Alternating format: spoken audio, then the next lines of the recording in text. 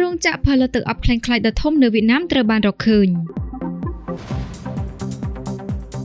ស្រាបៀគ្រុតរូបរាងថ្មីរឹតតែទាន់សម័យរឹតតែចង់គោះនៅតែលុយពិសាដោយការទទួលខុសត្រូវ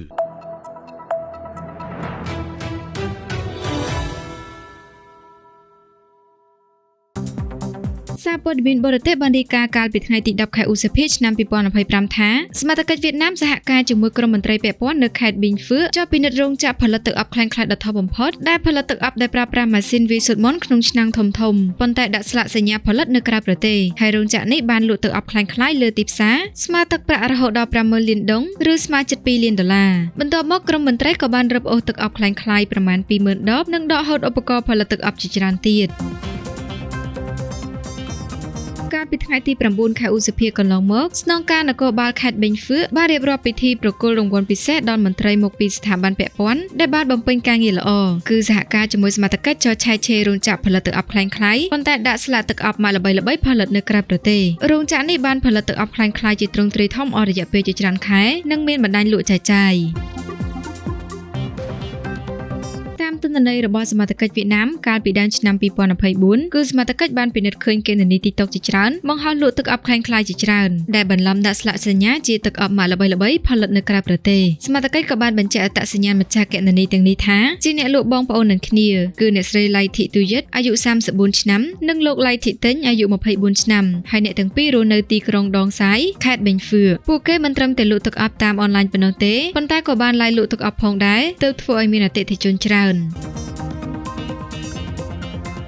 កាលពីថ្ងៃទី23ខែឧសភាឆ្នាំ2024សមាជិកខេត្តប៊ីងហ្វឺសហការជាមួយមន្ត្រីពាក់ព័ន្ធបានចុះត្រួតពិនិត្យរោងចក្រពីរកន្លែងព្រមទាំងទីតាំងផលិតទំនិញរបស់អ្នកស្រីឡៃធីយូទិតនិងស្វាមីព្រមទាំងលោកឡៃធីតេញត្រូវជាប្អូនប្រុសសមាជិកបានពិនិត្យឃើញទឹកអប់ប្រមាណ 20,000 ដបបិទស្លាក IV Dubai និង IV Perfume ព្រមទាំងបិទស្លាកទឹកអប់ល្បីៗជាច្រើនទៀតក្រៅពីនេះក៏មានដបទឹកអប់ទទេស្លាកសញ្ញាទឹកអប់និងសារធាតុគីមីសម្រាប់ផ្សំជាមួយទឹកអប់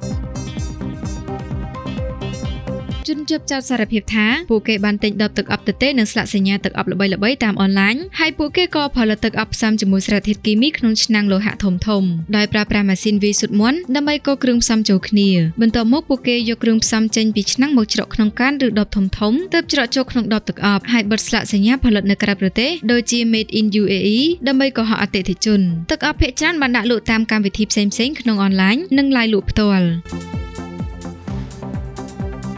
ចាប់ពីខែមករាឆ្នាំ2023រហូតដល់សមាជិកចាប់ខ្លួនជនជាប់ចោទបានលក់ទឹកអប់ខ្លាំងៗអស់ជាច្រើនដបស្មើទឹកប្រាក់ 50,000 លានដុងឬស្មើជិត 2 លានដុល្លារសមាជិកខេត្តប៊ីងហ្វឺឲ្យដឹងថាវាជាការផលិតទឹកអប់ខ្លាំងៗមានទ្រង់ទ្រាយធំបំផុតក្នុងតំបន់ហើយការចាប់ខ្លួនជនល្មើសគឺដើម្បីដាស់តឿនអ្នកចូលចិត្តប្រើប្រាស់ទឹកអប់ឲ្យប្រុងប្រយ័ត្នទំនិញខ្លាំងៗលើទីផ្សារ